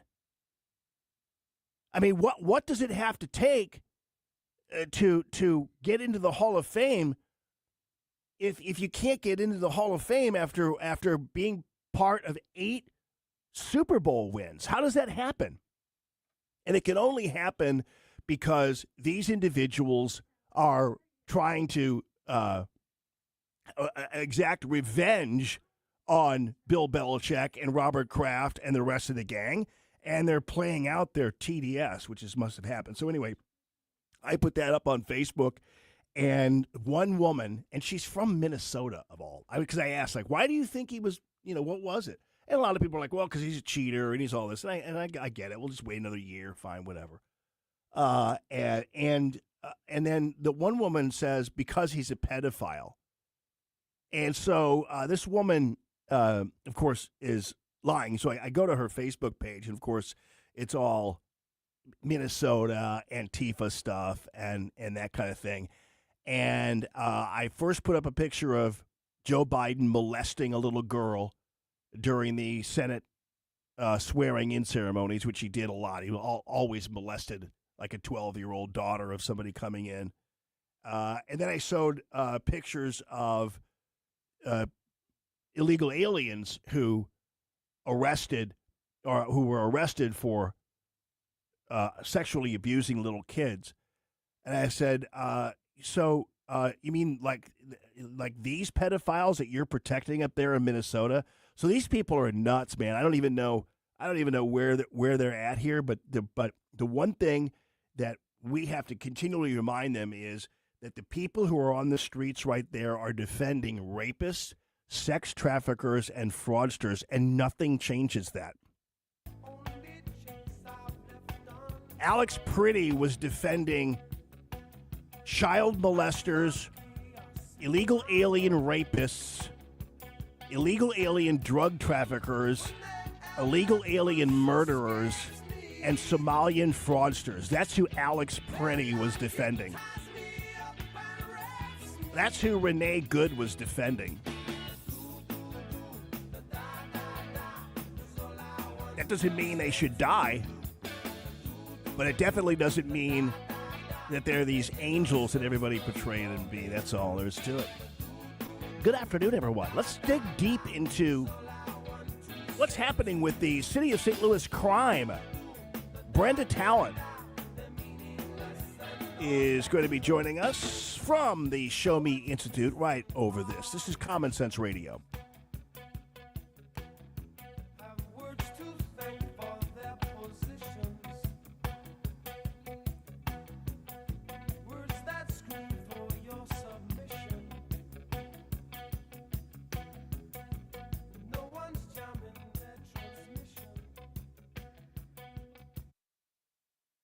If you have a phone, you have a radio. Download the all-new News Talk STL app. Love the all-new News Talk STL app. On my way to work in the morning. Usually I'm in the car. I listen on the app in my car every morning going to work. Download the News Talk STL app and listen anytime, anywhere. Ladies and gentlemen, I hope you enjoyed Josh Grasser and Barrett Grasser, who were in studio yesterday. It was a ton of fun. And, of course, I had the chance to thank Josh Grasser and just the whole Grasser family for their support of Common Sense Radio going on 20 years now, beginning with the man who formulated the company, Shane Grasser, who was Josh's dad and Barrett's granddad. And what a great guy Shane is, but I've known him for 20 years. I even watched Josh kind of grow up a little bit too, Never figured you're going to get to that point where I knew you when you were that high. And then, of course, Barrett was just a twinkle in the eyes. So they are great people. And Grasser Home Services, and I knew them as Grasser Electric, but they've expanded in terms of their menu of ways of being able to help you. So they do plumbing as well, which is really great. So Grasser Home Services is there for you. It's still grasserelectric.com. You can reach them there. But Grasser Home Services. And we talked about the backup generator, which really does come in handy. Comes in all kinds of different colors, as Josh pointed out, which is really cool. So it kind of melds in with your home, which is fantastic.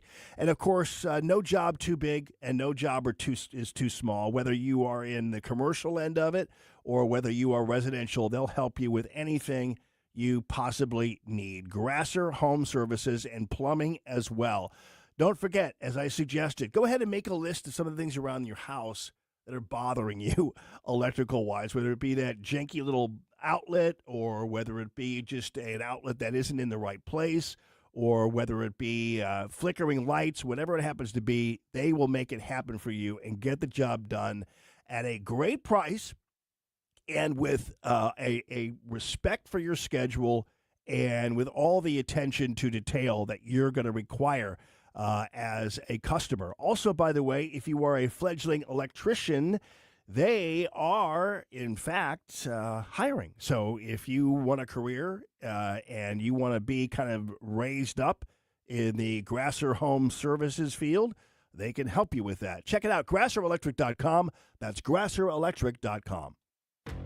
Want to work with a winner? Follow the multiplier. 279 times growth in total market cap in the past nearly 30 years. 50 times growth in client assets. And ranked the #1 wealth management firm for employee advisor satisfaction by J.D. Power 3 years in a row. Choose a winner.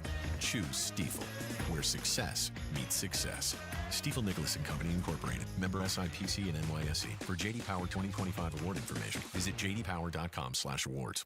Ever feel like just a number in a waiting room? Hi, I'm Shannon Tribune, Director of Operations with Body of Health Direct Primary Care. Navigating the medical system can be a maze of stress. I'm your personal guide at Body of Health. I handle the messy parts of medical care, the logistics and complex coordination both in and outside our walls, so you and Dr. Tobler, that's my dad, can focus on what matters most, your health. At Body of Health, you're not just a patient, you're part of the family, because that's healthcare the way it ought to be. To learn more, schedule a discovery call at bodyofhealth.com. I'm Missouri Attorney General Catherine Hanaway.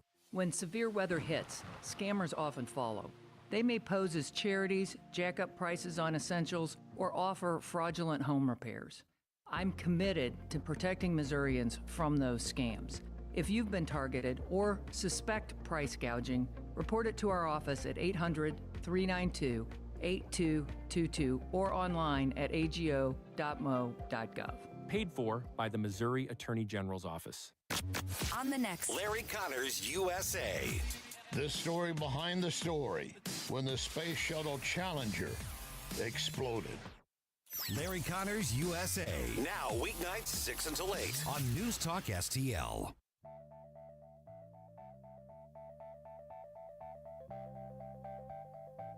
Good afternoon, everyone. This is the Allman Report, the 3 Martini Lunch. Jamie Allman here and Ashland over there. Jared is pointing out that Belichick was also known for being rude to the sports media. That's true, too. And that's one thing I forgot to tell you. That a lot of people in the sports media, like they are in the media, many of them, are jealous, losers, and exceedingly sensitive because they always want to be kind of in charge and control you and everything else. And if you remotely kind of get in their face or get back at them, they hate you because their egos are so gigantic they can't tolerate it. So, super pleased to have Brenda Talent from the Show Me Institute on with me, and this is a issue that hits home, at least with those of you I know who have been listening to the Allman Report earlier this week when I detailed some real concerns from a judge who works downtown about the rampant crime, the homelessness problem on the streets of St. Louis, and the need for a downtown policing district. And so when I got word that Brenda wanted to talk about some new crime studying and some stats, I was thrilled because I'd like to know what is going on and what's your conclusion. So Brenda Talent, welcome to the show. How are you? I'm fine, Jamie. Thanks for having me. Yeah. So what are you guys finding about St. Louis City crime?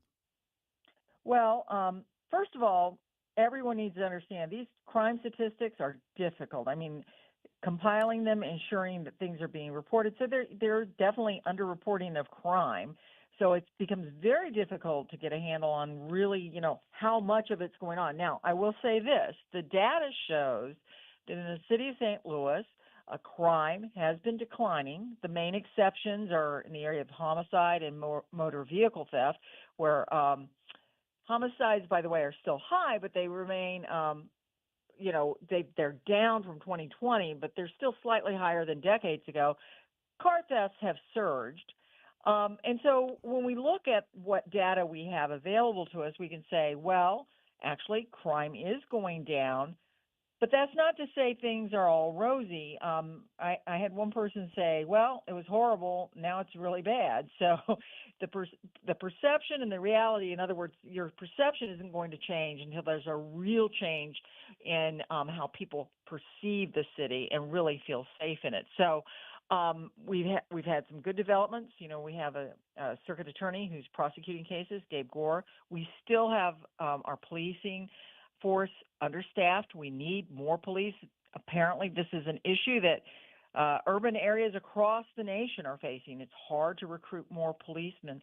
The other thing I'd point out is that St. Louis once stood out as really much more dangerous than Kansas City or Springfield, but unfortunately, those two cities have caught up with us, so they're dangerous also. Bottom line here is we have things in place to deal with the crime that's going on. More needs to be done. For example, we need to fix our 911 system so it actually doesn't have delays, and we need more police officers. Yeah, and I think a couple, I saw an article, because this judge gave me the article, that said that in many major cities, crime is overall down almost 30%, whatever. St. Louis, not so. St. Louis did not go along with the other cities that had a reduction in crime. And I don't know where we are when it comes to robberies and assaults. I know you mentioned car thefts. The one thing about homicides is, especially in the city, is that homicides are normally just as many homicides are with people who know each other. It's in neighborhoods where people know each other, what have you. Whereas the robberies, the assaults, and the car thefts all directly impact people who might be going downtown. Now, I'm not saying we should not care about the homicides. What I'm saying is those numbers, like the robbery, assaults, and car theft numbers, are what a lot of people are more concerned about in terms of assessing how much time they spend downtown. Yeah, I think, actually, whenever you're talking about crimes against persons, that's something people are concerned about. And, of course, we do have a lot of media that focuses on, crime makes news. So they will report crime that has happened downtown, and people then walk away with the perception, well, that's happening everywhere. The homicides do tend to be concentrated in certain neighborhoods. And as I say, I think the aggravated assaults actually are down. It is the motor vehicle theft. And actually, when you look at some maps, what you see is a lot of that kind of stuff is happening right in that area around the Central West End. Yeah. And that's tough. And so one of the ideas I think that people have been pushing, and this judge was kind of critical of the chief for kind of declining to kind of focus on this downtown police district. There are some people who are saying that we need about 30 police officers just concentrated in the downtown, focusing solely on the downtown. Well, let me tell you what we're doing, Jamie, because what we're actually doing right now is collecting this data, trying to look at, is there a real disconnect between perception and the data? Are there issues with the data? And there are issues with the data, by the way. What we've been doing is we had one event at Washington University, and it was really to bring together citizens, panelists. Gabe Gore was with us at that time, a couple of other experts in criminal justice, to talk about and get feedback on what is going on. I mean, we heard from people who say, we know what the data is saying, we don't trust the data. Or we had people saying, we need more of a police force presence. And then we heard back from Gabe about how difficult it is to recruit these police officers, and it's not unique to the St. Louis area. One of the things we're having another what I would call listening session on February 10th at the MAC West, where we invite citizens to come to talk, because we're looking for that feedback as we're researching in the first instance what is going on. Because until you identify exactly what is going on, as you say, is it homicides in particular neighborhoods? Is it carjacking where nobody's enforcing the traffic laws? Is it a rule of law issue? Is it a clearance issue? Is it a 911 issue? Until we can really identify what some of these problems truly are, only then can we begin addressing the solutions. So I would say right now where we are, we're still in the fact-gathering mode because, as I say, I mean, we can look at the data, we can tell you what the trends say. Part of it is is our perception correct, or are there other gaps there that we need to fill out? Because perhaps the trends are misleading us. Maybe the trends aren't quite as good as they suggest. Yeah, and you mentioned the prosecutor, the role of the prosecuting attorney. I think that's a significant one. I remember we had, when we had D. Joyce Hayes, we had Jennifer Joyce. Jennifer Joyce especially was really good at following through on charging. And I mean charging everything. So she was really good at adding that 25 years or whatever it is for a crime committed with a gun. So it's the crime, and then the gun charge is tacked onto it. And there was a pretty solid result from that approach to prosecuting. And instead what would happen is mostly people would just simply add the charge on, and that would be the charge that they dropped in order to get a deal, with Gardner and those kinds of people. So hopefully that's changing too, because that really is an important quotient in fighting crime, the prosecution part of it. It absolutely is, and I think that we see with the current Circuit Attorney Gabe Gore that he is pursuing those. I mean, yeah. And look, we suffered a huge setback when we had Gardner as their circuit attorney, where she was dismissing cases brought by certain police officers. I mean, it was a joke. It was inappropriate. It was, I would say, she was derelict in her duty. And now we've got a prosecutor who believes in the rule of law, and he's enforcing it. So we would expect to see crime get better. What's really important is a clarity of enforcement, and because while the criminal element is one we like to dismiss, they are logical folks. When they see that they're going to get real hard time, they modify their behavior. Yeah, no, I totally agree, and that does help, and so does making arrests actually too. And of course, then we have the homeless problem, which is another story. I mean, we could go on and on about this regarding the fact that it appears that Chicago and Nashville and some other cities are literally putting homeless people on buses and sending them here to be taken in by the St. Patrick Center. So there's a multi-faceted approach to this, I think, that's necessary. And so this listening session, again, at the Missouri Athletic Club right there on DePere. It's the West, right? DePere Road. And what's the date again, Brenda? February 10th. It's free, but you do need to register. So you have to go to our website, showmeinstitute.org, register. The actual discussion will go from 5 to 6, but the doors open at 4:30. And we want to hear from citizens, because that's part of what we're trying to pull together as we move to the next stage, which will be really exploring effective solutions for some of these issues facing our our city. All right, that's great. Brenda Talent, and that event again Tuesday, February 10th at the Missouri Athletic Club. Doors open at 4:30, and it goes until 6 o'clock. I'll probably pop by there, too, since that's kind of one of my home bases, so I appreciate you being on with us today, and check it all out at showmeinstitute.org, showmeinstitute.org. And Brenda, thank you, and have a great rest of your week. Well, thank you for having me, and we look forward to the event. We hope to see you there. Sounds good. Thank you so much. That is Brenda Talent with the Show Me Institute. All right. Ashlyn, thank you so much for your hard work, people. Good afternoon, everyone. You guys have a great and blessed rest of your day. Tony Colombo and Company is on the way. This here endeth the 3 Martini lunch. It's Common Sense Radio. SR1 Sundays. Hi, this is Elizabeth Kaiser. Be sure and check out my show, Straight Lines, this and every Sunday at 8 p.m., right after Stand and Fight, part of SR1 Sundays. Let's meet right here and let's peel back some layers of this crazy world, and you might be surprised at what we find. Straight Lines with Elizabeth Kaiser on SR1 Sundays at 8 p.m., right here on 101.9, 94.1 News Talk STL.